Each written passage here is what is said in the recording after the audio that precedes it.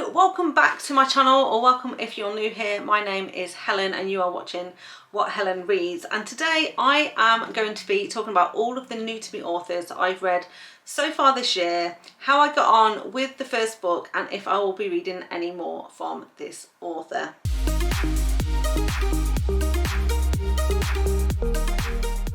So before we get stuck in, I just want to remind you that if you haven't yet, I'd love for you to subscribe to the channel and make sure you ring that notification bell as well. Okay, so the very first new to me author that I read in 2025 was Mila Finelli, and I started with the first book in her Kings of Italy series, Mafia Mistress. Now, I absolutely loved this book, rated it 5 stars.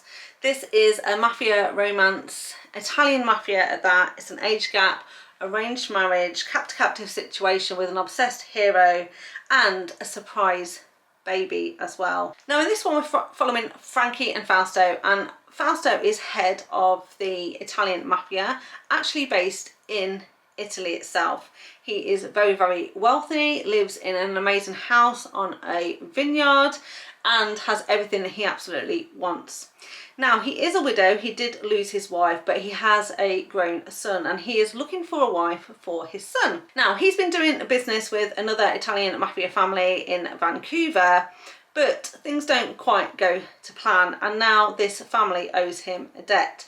In particular, Frankie's father owes Fausto a debt, and so Fausto decides he's going to repay this debt by handing over his daughter to be arranged in marriage to his son. And so Fausto goes to collect Frankie from Canada, rocks up and basically is going to take her away. And Frankie is not too happy about this because she's been promised that she wouldn't have to be arranged in marriage until at least she's finished college. She really wants to go to college. She wants to have a career.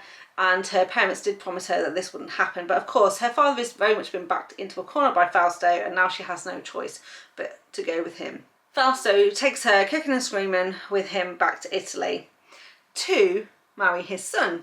Now, Frankie and his son do get on like a house on fire. They actually become really, really good friends, and the son doesn't want to marry her either because we discover that he is actually gay and doesn't want to marry any woman, not just her. But of course they know that neither of them really has a choice, and you know, they have to do what Fausto says. But luckily for both Frankie and Fausto's son Giulio, Fausto takes a bit of a shine to Frankie himself and starts to really second guess his plan to marry her off to his son, and decides that he's actually going to take her for himself. But he's not looking for a new wife, so of course, first of all, he's going to endeavour to make her his mistress, and she's not going to be too happy about that either. But their relationship very much goes from there. I was absolutely blown away by this story. It's actually part 1 of a duet, and their relationship kind of concludes, their story for their relationship concludes in the second book, which is Mafia Darling. But the series actually has 5 main books plus a novella as well. I loved every single book in this series. I absolutely gobbled these up. I raced through them in January. So if the question is, would I read this author again? Yes, absolutely. In fact, I went on to read everything she's written under this title, because she's also writes historical romances under the pen name of Joanna Shoup. But I have literally read everything that this author has put out under the name of Mila Finelli, because they're all mafia romances. Absolutely love them, and the second book of her new series is due out really, really soon, so I can't wait for that to come out as well. The next new to my author was Cora Kenborn. This was another mafia romance, and I read Blurred Red Lines, which is book 1 in her Hara Cartel series, and we were following Val and Eden. This was a captive situation, enemies to lovers, forced proximity, and also another kind of revenge plot. So in this one we have Val, who is the son of the head of the cartel. He's actually been sent to Miami, I believe they're in. Either if it's not Miami, then they're in somewhere in Texas, and he's there heading up kind of like one of the arms of this particular cartel, and he's really been sent by his father to learn the ropes, prove himself, because he's obviously the heir to the throne. But Val doesn't really get on with his father at all. They don't really see eye to eye. Meanwhile, we have Eden, and she is a bartender, a very, very good one. And of course, this is the age-old tale of the fact that her father is an alcoholic, he's a gambler, and he has run up quite a debt with the cartel. And so they're gonna come and try and get the money out of her father. They do go and take her father captive. The intention is to kind of rough him up, teach him a lesson, but unfortunately they take the wrong person and they end up taking her brother. Now things go terribly wrong as part of this, and her brother ends up unalived, and she witnesses this crime. And then Val has to then kind of come and take Eden captive, hold her, because obviously she's seeing things she shouldn't, but he actually quite likes her, doesn't want to kind of dispose of her. And he also has to figure out how things could go terribly wrong, where her father was mistaken for her brother and her brother's ended up unalive. But of course there's a rat in the organisation who's going to cause trouble for them, and so it is a bit of a race to figure out what is going on and to kind of exact revenge for what's happened. Now this story had great potential. Obviously it's a cartel romance, so that is also good because I don't read too many of those, but I felt like the story was quite chaotic to read. It jumped from one thing to the other. It wasn't particularly seamless. So I didn't hate this one, rated it 3.5 stars, and I would try more from this author, but I'm not like desperate to dive straight into the next one in this series. The next new to me author I picked up this year was Whitney G, and I read her Reasonable Doubt kind of trilogy. It was 3 novellas in one, so together they kind of made up one book. This was a kind of a contemporary style romance following Alyssa and Thoreau, otherwise known as Aubrey and Andrew. Yes, they've got 2 names apiece. This is an age gap. She is a ballet dancer, he's a lawyer. Damaged hero. There's flashbacks in this one. They're friends to lovers, grumpy sunshine, hidden identity. There is a pen pal element to this one, taboo, and workplace romance as well. So lots of different tropes in this one. Our main female character, Elisa / Aubrey, is from a very kind of wealthy, powerful family. Her father is actually running for office. Her mother is a very famous lawyer, very successful lawyer. Her passion though is ballet dancing, and she really wants to go into ballet and become a professional ballet dancer. But her mother has basically said she also must go to law school. So she finds herself in a situation where she's studying at college to do law, but she's also training very hard to be a ballet dancer. And she doesn't have a great relationship with her parents, but she really wants to do well at school. Now, through her mother, she's heard about this internet chat room specifically for lawyers. Her mother is a member, and it's, you know, you have to be kind of invited to be a member of this group. And she uses her mother's login credentials to kind of join this group. And in this sort of chat area, she then meets Thoreau / Andrew, and the reason I'm saying / is because their real names are Aubrey and Andrew, but in the chat room they are pretending to be Elisa and Thoreau, and that's how they know each other, and they start talking to each other. But Elisa pretends that she's actually already a lawyer, and she's using Thoreau very much to help her with her assignments. So she'll say, hey, I'm struggling with this court case that I'm going through. Here's the scenario. What do you think? He'll give her his professional opinion, and she'll kind of use that information to kind of write her essays. Now, she needs to apply for an internship at a law firm, and she applies at his law firm. And so when she goes to interview, he suddenly realizes that all of the examples she's given him are based on their conversation in this chat room. And so he straight away figures out who she is, but she has no idea who he is. They end up employing her, and so then it becomes a workplace situation, and he's kind of both angry at her for lying to him, but also absolutely obsessed with being with her because he's absolutely fallen for her, is very attracted to her, and now he's in this bit of a sticky spot because he's technically her boss. She's lied to him. He's much younger than she thought, not a lawyer in fact at all.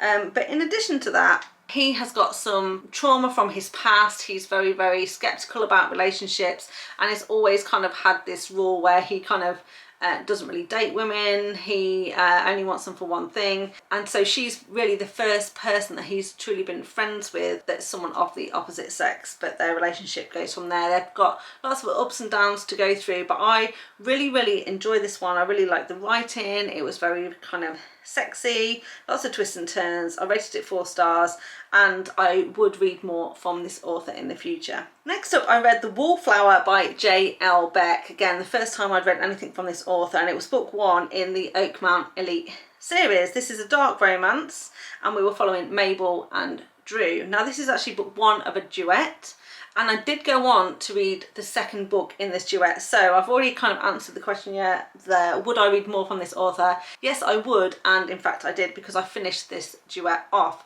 However, there are more books in this series that I haven't started yet. I've not ruled them out completely, but I'm not immediately compelled to carry on with this series, and I'll explain why as I explain a little bit more about this book. So this is a college romance. It's kind of a bully romance, secret society, and a virgin heroine in this one as well. Mabel is, you know, struggling to make ends meet. Her mother is very sick. She is trying to she's trying to not only, you know, complete her studies and do well as a good student, but also to try and earn extra money to support her mum. And so when she learns about this kind of hunt that is going on, that's being organised by Drew's secret society in this college, where the prize money is $25,000, she joins this hunt in the hopes that she's going to win this money to support her mum's medical bills.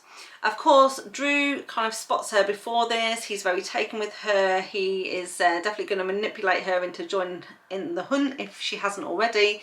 But of course, he's got no intention of letting her win this $25,000. In fact, his plan is very much to chase her through the woods and have his wicked way with her, and he becomes absolutely obsessed with having her. The thing is, he comes from a very powerful family. His father is a particularly evil man, and he doesn't approve of Drew's interest in Mabel. He is going to make life very difficult for them both. So this first book did end on a cliffhanger, and then we go into book 2 when finally you know, everything is revealed and they resolve their issues and they finally get their HEA as a couple. Now, like I said, I did enjoy the first book enough to read the duet. I really wanted to see what was going on with this couple. However, because it was a duet, I'm not a massive fan of duets and trilogies generally that follow the same couple. Therefore, I felt it was a bit dragged out in places. I really did feel the author could have tightened it up in places. I didn't think it was anything necessarily super original, but it was interesting enough, kept me on my toes enough. The other thing is I wasn't fully invested in the hero in this one. Drew was on paper the sort of hero that I normally like, you know, cold and cruel. He starts off as a bully, but then ultimately becomes obsessed with the heroine.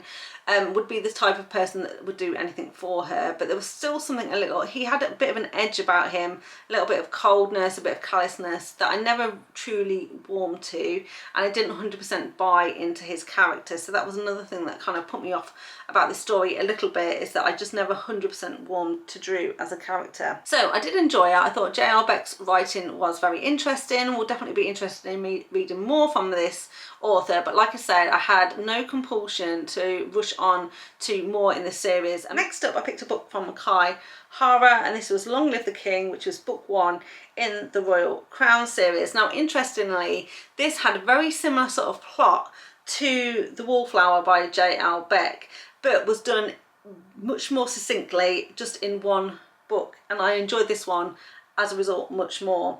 Instead of being set in college though, this is actually set in high school. It's kind of a senior year in high school, but it's still a dark bully romance. And our bully in this one is Rogue, and our heroine in this one is Bellamy. So Rogue kind of rules this private school in Switzerland, I believe it is, and it's his family who have kind of paid for this school. Several generations before, it was his family that started the school, and now his father is kind of on the sort of board of directors, if you like, of this school. But as a result, he feels like he very much owns it, and so he is the biggest, baddest guy in school. Everyone follows his lead, and he is kind of like top dog, if you like. Bellamy, on the other hand, is someone from much simpler means. She's from the US, and again, her mother is struggling, but It's her dream to go to a really good college, and so she's working really, really hard to get good grades and to go to a good college, because it's her dream to be able to get herself a good job that pays really well, and then to be able to buy her mother a house and really take care of her mum. She therefore hears about this scholarship that she can win to go to this private school in Switzerland. So her and her best friend applied to this school to go, because she knows that this will be a golden ticket to get into the university, the college that she really wants to get into. And lo and behold, they do make it into this school, and so they fly over them for their senior year to Switzerland and start this school. Now, unfortunately, on her very first day, she has an unfortunate encounter with Rogue. She happens to come out of the coffee shop, bump into him, spill her coffee all over his shirt, and as a result, he decides that he's going to make her life a living hell and starts to really bully her. But he's also very, very intrigued by her, very attracted to her. And of course, he really tries to press as many buttons as he can, but she doesn't really react to him. She's very cool and level-headed, doesn't want to react to him, mainly because she is determined to stick it out at this school, do really, really well. She doesn't want to get involved in any drama. And of course, the more she kind of ignores him and goes about her merry way, the more it frustrates him and the more he has to up the ante, until finally she finds herself in a spot of bother, gets detention, is absolutely horrified because she's never had detention in her life, and he kind of does her a bit of a deal. And it's one of those deals where be my slave for 6 weeks, where you do anything I say and then I'll get your record completely expunged. And so then they are in close proximity with each other, and he forces her to do things over the next 6 weeks, but of course slowly but surely they fall in love with each other. And very similar to the Wallflower, like I said, it had a very similar plot to that. There is a lot of similarities in the plot, not least the fact that Rogue's father is a very evil man, and he's not too happy about Rogue having an interest in Bellamy, and he is going to make life difficult for this couple. But like I said, I actually enjoyed it more than the J L Beck story because it was much simpler, it was more succinct, and although it was set in high school rather than college, I still felt that this story really did work. And although I haven't yet read any more in this series, I really do want to, and I know that Khai Hara also has done some Mafia romances as well, so very interested to pick up those. So next up then, I picked up a book by S.J. Hooks called Crossing the Lines. This is pretty old school, it's quite an old book now, but I really enjoyed it. It's kind of a contemporary BDSM style romance. It's an age gap with a single mum. The hero definitely is suffering from PTSD, trauma from a past relationship. They enter into a sex deal, and we're following Abigail and Simon, otherwise known as Sir or Mr. Thorne. So Abigail is a single mum. She is really struggling to put food on the table for her son, and she's becoming quite desperate. She's desperately looking for a job but can't find anything, and in desperation she decides that she's going to see if she can get employment at a strip club.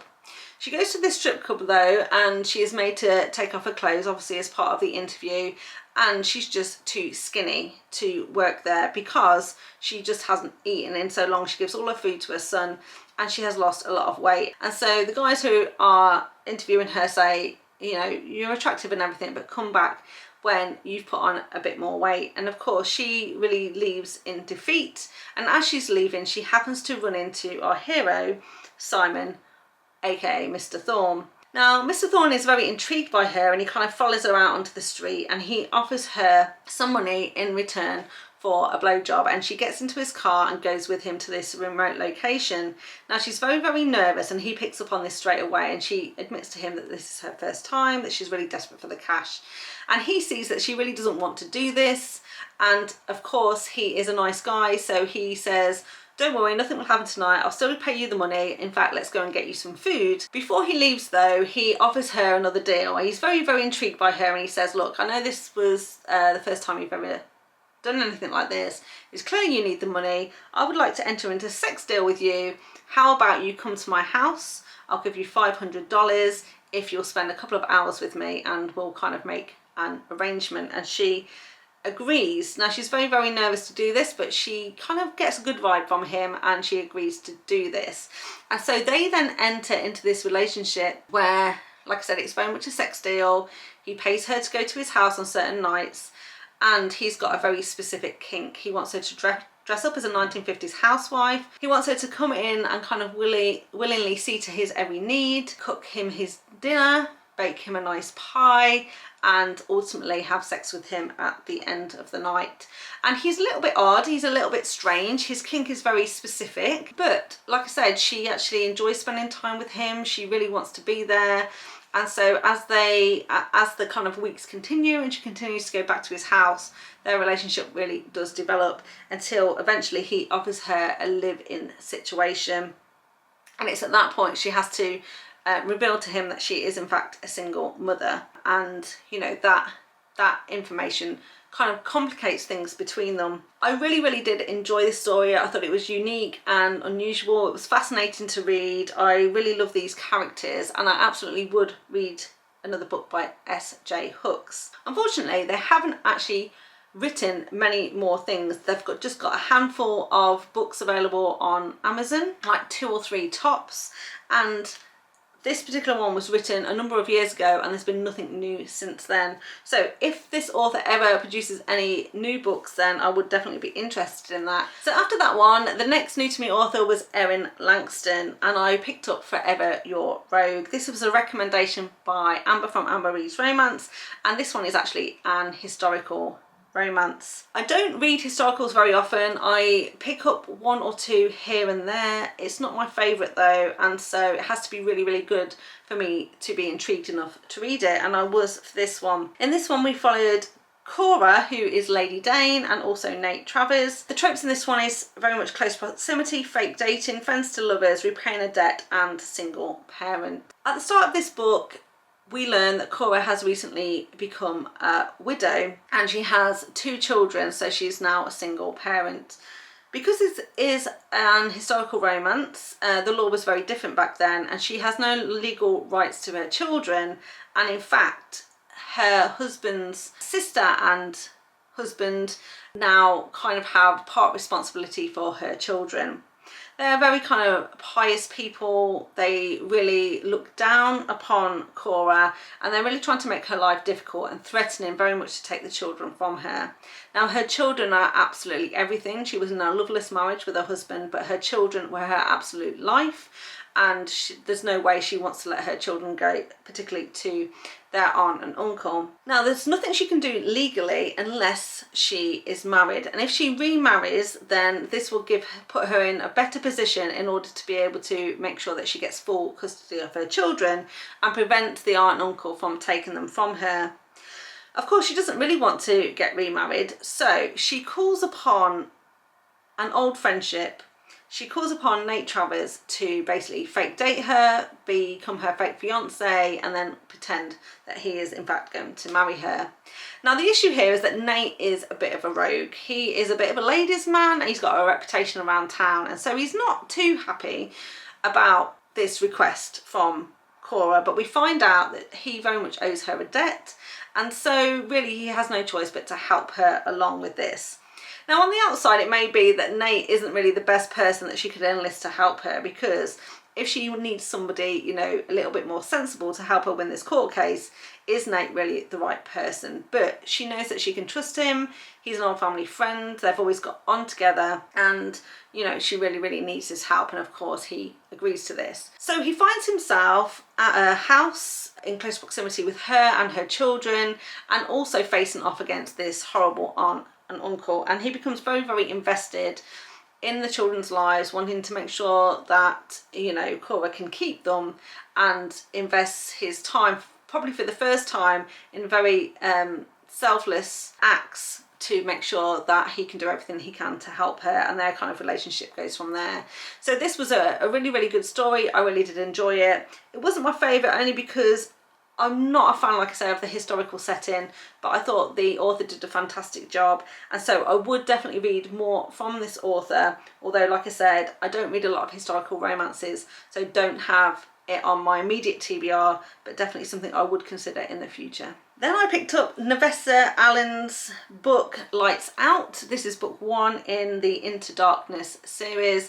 It's the first time I'd read anything by this author, and this one was a dark stalker romance, and we were following Ali and Josh. I've spoken about this book in a number of videos since I read it, because I really absolutely loved this one. I thought it was fantastic, and it's got some great tropes, including kind of some kink, damaged hero, hidden identity. It was Mafia adjacent, there's no third act breakup, and over the top possessive hero with toucher and die vibes. So would highly recommend. Had a great blend of, you know, a dark stalker romance, but also some humour in here as well. It wasn't so funny that it made it ridiculous, but it was enough just to keep the book light enough that we didn't descend into the darkness of the content. Like I said, this is following Ali and Josh, and Ali is a trauma nurse and Josh is our stalker. In fact, he's a masked man. He wears a mask and he creates thirst trap videos on the internet. Ali is a big fan. She really likes his videos, and Josh decides that he is going to test her to see just how much she likes her videos. Is this just a fantasy in her head, or how would she react if it happened to her in real life? And so he endeavours to find out by basically stalking her, breaking it into her house and laying in wait for her to return. There's some great back and forth between these two, some great banter. They end up exchanging text messages with each other. And then this book takes a bit of a turn, because I really thought it was just be a story about him stalking her figuring out who he is, them getting together. But no, that is just the start of the story, because something happens not too far into this book which leads them on a completely new path where they end up having to work together to figure out a problem. And I just thought it was absolutely brilliantly done, thoroughly enjoyed it. So yes, definitely will read more from this author, and I have book 2 on my TBR, which will be coming out later this year. Next up we've got Dani Rene. I read Beautifully Brutal, which was book 1 in her Soldati de Sanguine series. This is an Italian mafia romance. The hero in this one is a hitman. It's an age gap. It's the boss's daughter. There was a time jump in this one, and also a virgin heroine, and we were following Juliana and Lance. Now the idea of this one is that Lance and Juliana, obviously like I said, there's an age gap between them. He's much older than her. She is just a young girl when they first meet, because Lance works for her father. He is a hitman, like I said, working for her father, who is kind of head of this mafia / secret organisation. And they've always kind of had a bit of an attraction, but of course nothing happens until she is a bit older. When she turns 18, they have their very first kiss. They determine that they're in love and they want to be together, but her father finds out about this and he's absolutely enraged that Lance would, you know, approach his daughter, and as punishment he kind of removes his daughter from the situation and sends her off to a convent where she stays for 2 years. Now Lance has absolutely no idea where she's gone. He desperately tries to find her because he is in love with her and wants to be with her. He can't find her anywhere though, and he doesn't know that she's gone to a convent. He doesn't know that she's basically being held prisoner, and so part of him wonders whether she's deliberately staying away from him. Meanwhile, of course, she lays awake at night hoping that he's going to come and rescue her from her situation, and he never shows up, and so she starts to then have doubts about his feelings for her and starts to think that maybe he's deliberately not coming for her. Little does she know that he can't find her, doesn't know where she is.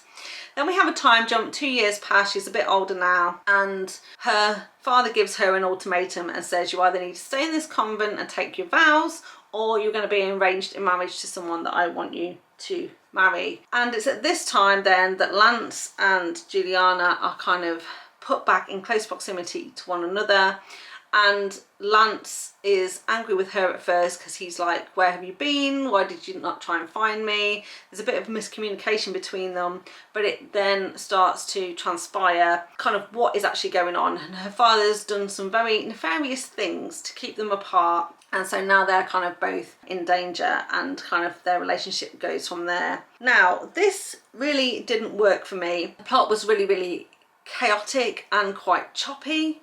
I didn't really buy their love story. I didn't feel their connection when they finally got together, and I felt that the author had tried too hard to make the plot really kind of convoluted, so that there was lots of reveals and shocks in the storyline, and I just didn't think they work. It really felt flat for me. As a result, I don't think I'll be reading any more from this author unless someone convinces me otherwise. It may just be, you know, the first book in a series that wasn't that great and the series got better, or that some of her more recent works are better than this one. So if you've read any from her and you absolutely love them, please recommend them to me. But as it stands right now, I don't think I'll be picking up any more from this author. After that, the next new to me author was Siobhan Davis. This was Resurrection. It's book 1 in the Sainthood Boys of Lower High series. This is a high school bully romance again, but it's also a reverse harem because we had 5 characters. Our main heroine was Harlow, and then there was 4 men in her life, which is Saint, Galen, Kaz and Theo. Now, this is actually book 1 of a 4-part series, all following these characters. I've only read book 1. Book 1 did end on a cliffhanger. I did enjoy it enough that I definitely will go on to read more in the series, but I didn't do it then and there at the time because I had too many other books that I needed to get through. But it is something I definitely will revisit in the future. Like I said, this is a dark bully high school romance, and this one very much starts off where our heroine has just found out that her father has passed away. He died in a car accident, and she is very devastated by this, heartbroken by this, and she turns to Saint, Galen, Kaz and Theo to kind of help her through this emotional time. They very much have a rule that they only share women, they never have individual girlfriends, and so once she, you know, comes into their sphere, then she has to agree to be with all of them, and so this is why it's a bit of a reverse harem. As we get into it though, we start to uncover that there's much more to all of this than kind of meets the eye. A Saint's father in particular is a very bad man. He's head of a criminal organisation around town. The 4 boys are kind of in initiation to join this criminal activity after they graduate high school, and she is very much a pawn in their game, and so they try and make her life a living misery at every turn, even though kind of they belong to her and no one else is allowed to touch her.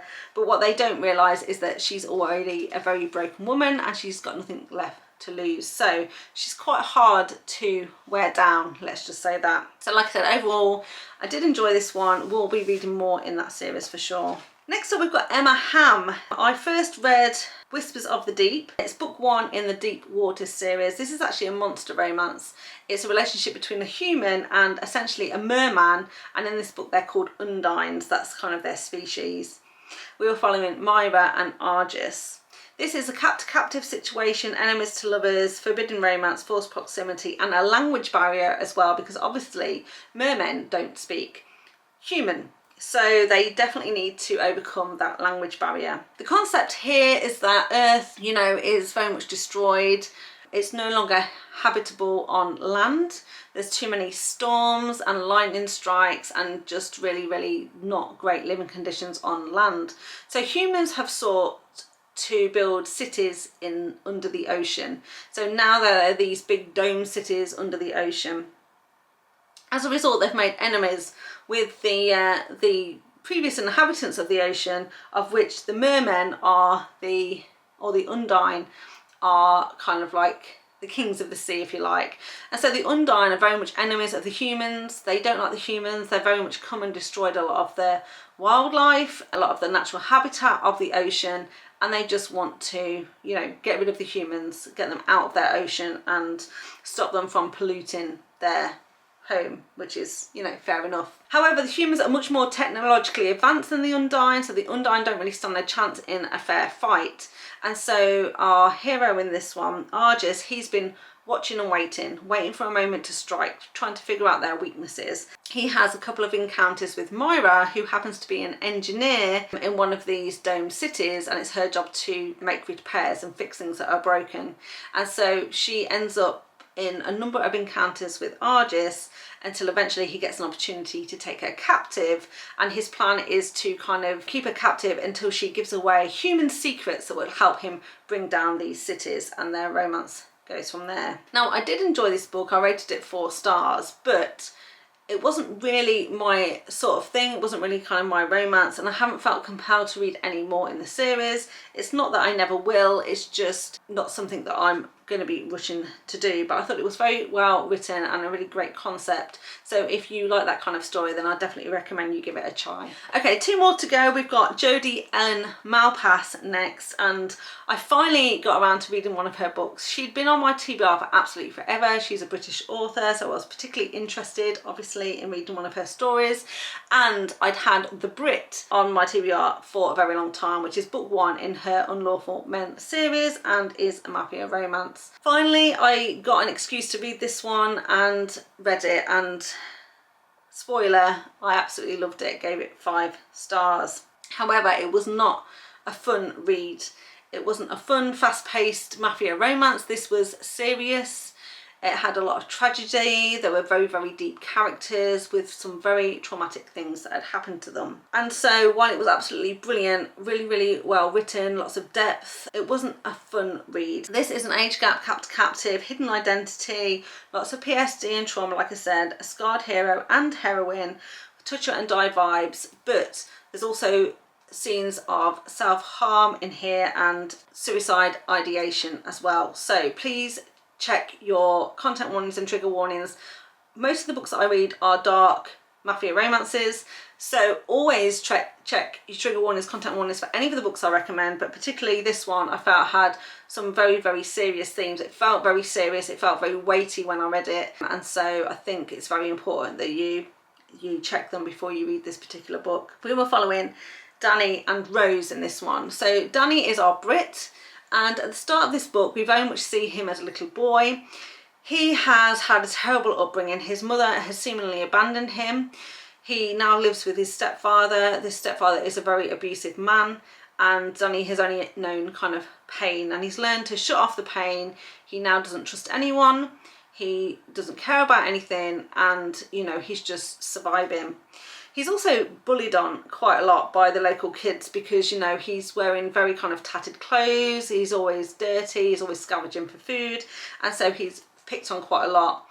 And at the start of this book we see a flashback to when he was just a little boy. He is cornered in an alley by some local kids. They actually end up cutting his face, and he ends up with a scar on his face that he carries through the rest of his life, and so people kind of recognise him by his scar.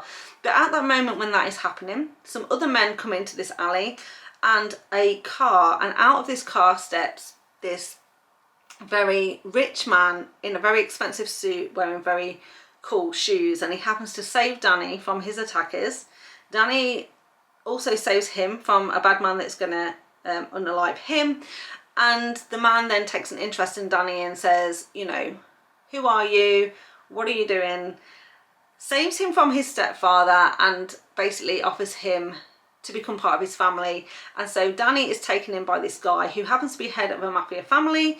He is kind of adopted by this man, and he is trained in the mafia lifestyle and raised to be this man's heir. And so then we skip forward in time to present day, when Dani has actually lived a life of loyalty and devotion to this man.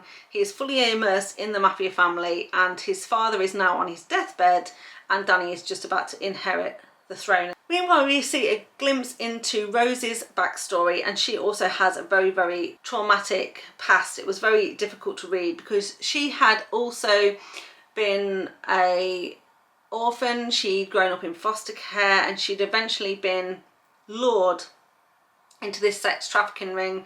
Worse, that she was actually used as a bit of a baby farm, because what they would do was take these women, get them pregnant, and then take their babies and sell them on the black market. Now she tries to escape, and in the escape is severely injured, and she's no longer useful as a baby farm basically, and is instead sold to this man called Knox, and he uses her for nefarious purposes. And again, fast forward to current time, and now Dani and Rose's paths cross, and Dani takes her kind of captive and intends to hold her as collateral, but really starts to see that she is very much like him. She too is not afraid of anything.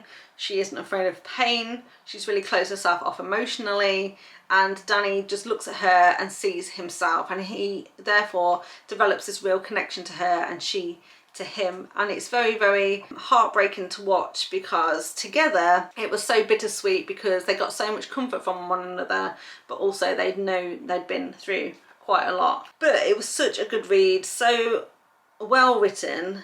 It felt so emotional, so weighty, like I've said. I was sobbing at the end of this book, and I just was really rooting them to be together. So would absolutely recommend this one. Really, really did enjoy it. We'll definitely read more in this series. However, I might need to give myself a bit of a break just because it was such an emotional experience to read this one. Finally then, the last author I want to talk about is Montana Fyre. I read Severed Ties, which is book 1 in her Tainted Love series. It's a dark romance. It's Mafia adjacent because it's a spin-off from the Frost Industries series, which is a Mafia series, and we were following Tommy and Clara.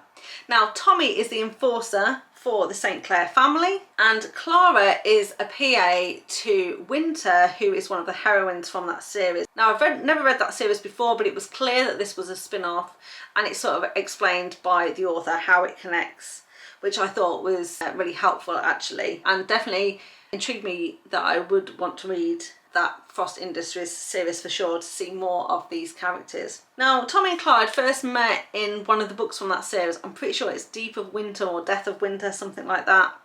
And Tommy had saved Claire from a situation, and then at that point he'd become obsessed with her.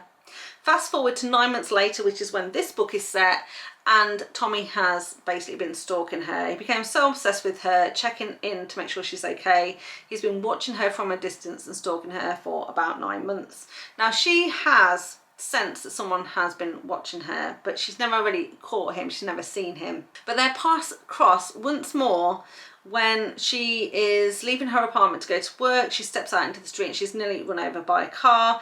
Tommy happens to be there, and so of course he's going to intervene and save her from being hit by this car. She is slightly clipped, so she does hurt her leg, and then of course it becomes a bit of a caretaking situation where he makes sure she gets home. She doesn't go into the office. He makes sure that she's got all the things she needs while she recovers from this injury to her leg. And then over the course of the next couple of weeks they continue to see each other in different scenarios until it becomes clear to Clara that Tommy is in fact her stalker. The thing is, at this point we find out that Clara's got secrets of her own. She's very much been concealing her true identity, and when we find out what happened in her past and why she's on the run, of course then her past is going to come back to bite her and cause trouble for this couple. And then Tommy is gonna do anything that he possibly can to make sure that she is safe and that her past is not going to interfere with their future. I really did enjoy this one. It was a very interesting read, and I would read more from this author for sure. So there you go, that's all 13 new to me authors that I've read since the start of this year, and also my opinions on the book that I read, the first book by this author that I read, and whether or not I'd go on to read more from this particular author. I hope you found it useful. I hope you enjoyed it. If you did, please give me a thumbs up. Remember to subscribe to the channel if you want to see more content from me. And in the meantime, all that's left for me to do is say thank you so much for watching, and I'll see you next time. Bye. And intends to, you know, keep hers a bit of ransom. But for now, I don't think. So this is a bit of a. Next up then we have Crossing the Lines by J. Very important to them both.